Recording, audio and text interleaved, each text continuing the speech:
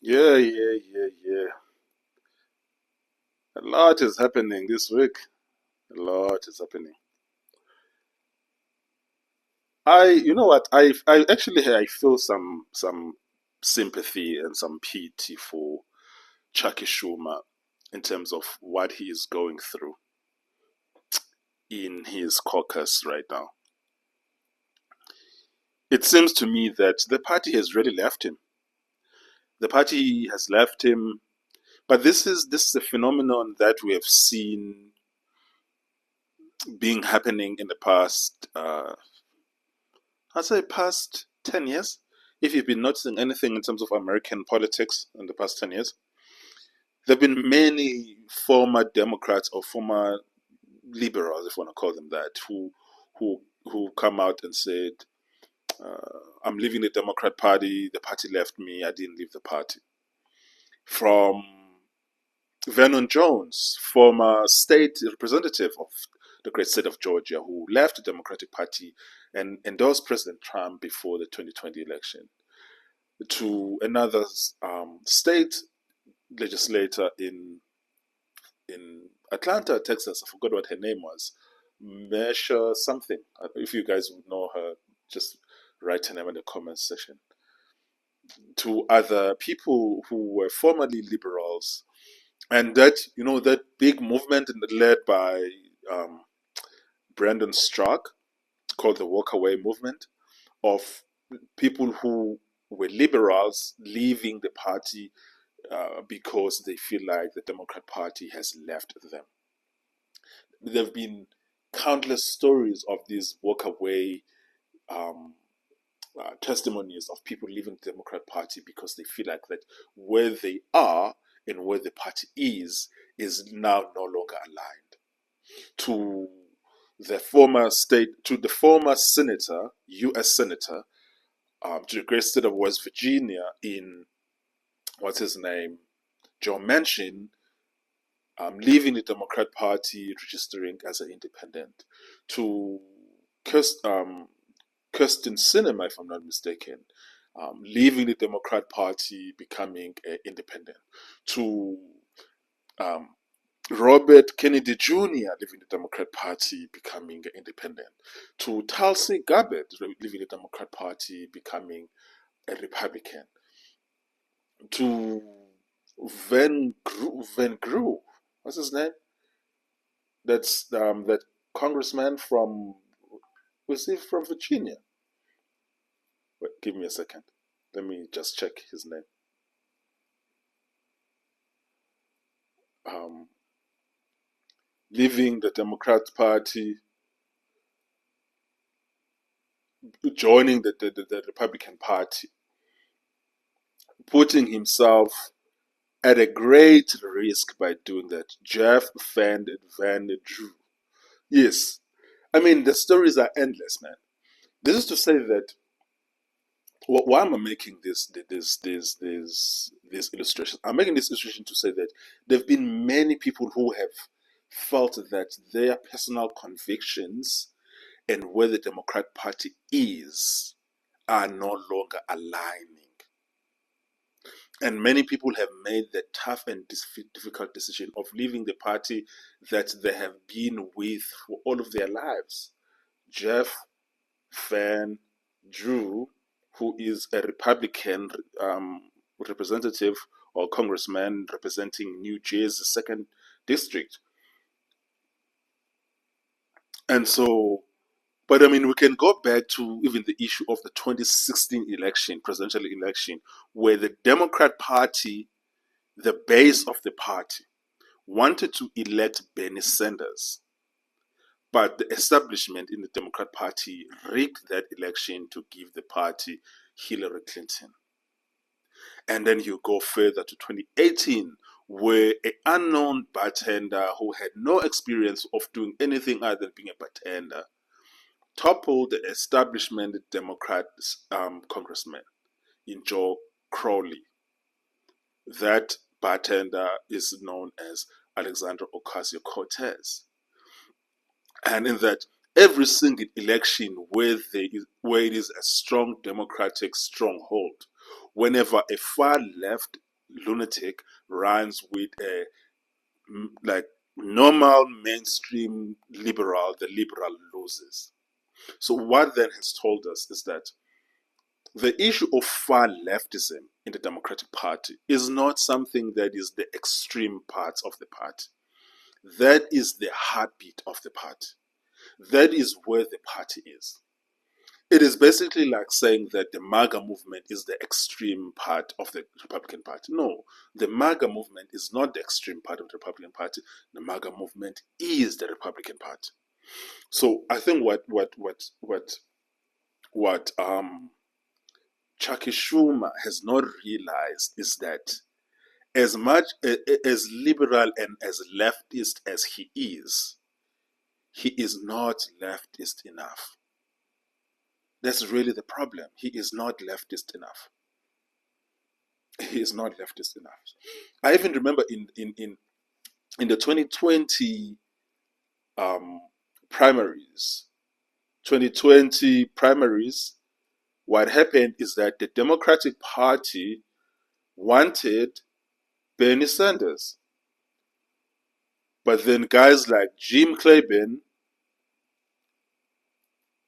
intervened to push Joe Biden into the Democratic Party because he felt that in order to win the presidency, you needed a liberal who is somewhat moderate. And therefore he endorsed Joe Biden in South Carolina, giving him all of those votes from the great state of South Carolina, and actually giving him an advantage over who do you call it over Bernie Sanders. But in terms of where the party is, the real leaders of the Democratic Party in the past 10 years have been Bernie Sanders and Elizabeth Warren. And then AOC has been coming up as one of the emerging leaders of the Democratic Party. But at this point, she is one of the top 3 leaders of the Democratic Party. So, and the people who consider themselves as liberals or moderate liberals are just not even close to being in the forefront. Do you remember how difficult it was for a guy like Michael Bloomberg, who is considered a moderate, to even get significant traction in the 2020 primary? And because the party is just not with moderates or with moderate liberals, the party is on the far left of the aisle. So what Chuck Schumer really needs he needs to make a decision in terms of what is he going to do. Is he going to go along with the program, or is he going to stick to his principles of just being a mainline liberal? Because if he does that, then he might as well resign and go do something else. But at this point, I don't even think that that getting along with the program will help him. I think for him, the die has already been cast. And my advice to Democrats is, guys, just do what you guys want to go on the far left side of things. Do it. Let's see where the American people stand on that issue. Because this thing of while we know what you want, but when you are running for national elections, you pretend to be something that you are not in order for you to win elections. But then when you govern like the way that you are really are, as we saw the Joe Biden presidency. It's just not working. So it's best to just come out and be honest, just as Mamdani has been, just as Bernie has been, just as Elizabeth Warren has been, AOC, the squad, all of these people, and just let's see what the American people say about it. Let's see what the American people think about that. Because this issue of doublespeak and all of that stuff. I mean, I even remember how like Kamala Harris, who is a far leftist lunatic, trying to revise every single lunatic position that she had held in the past, because she was being advised that in order for her to win the presidency, she has to appear moderate, even though she's not moderate.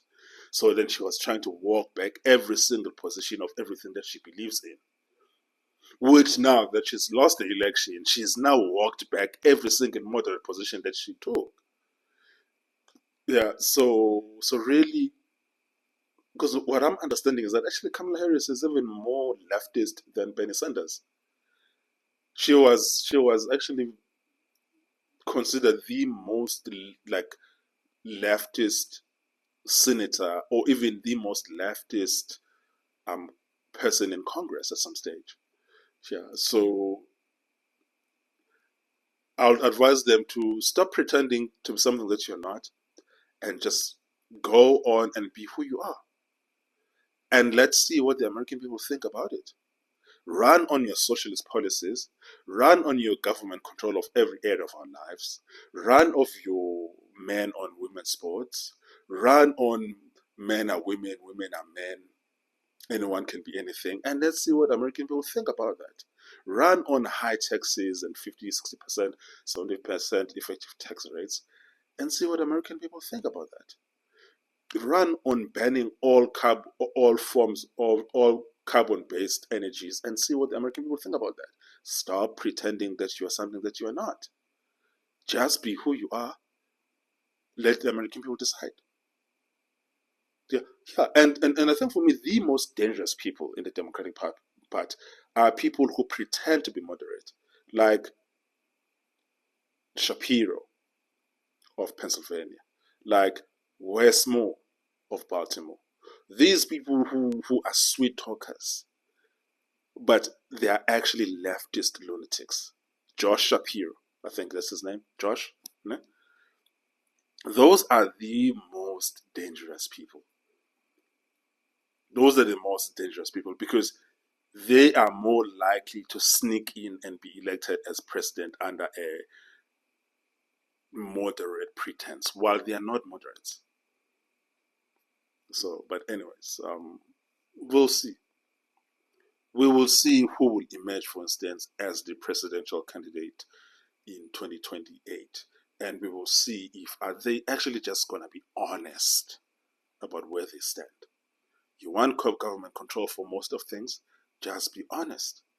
You want the United States to be a shit show like California, okay, run on that. That you support whatever is happening there, whatever is happening in New York. Just be honest. But we'll see how that goes. Cheers.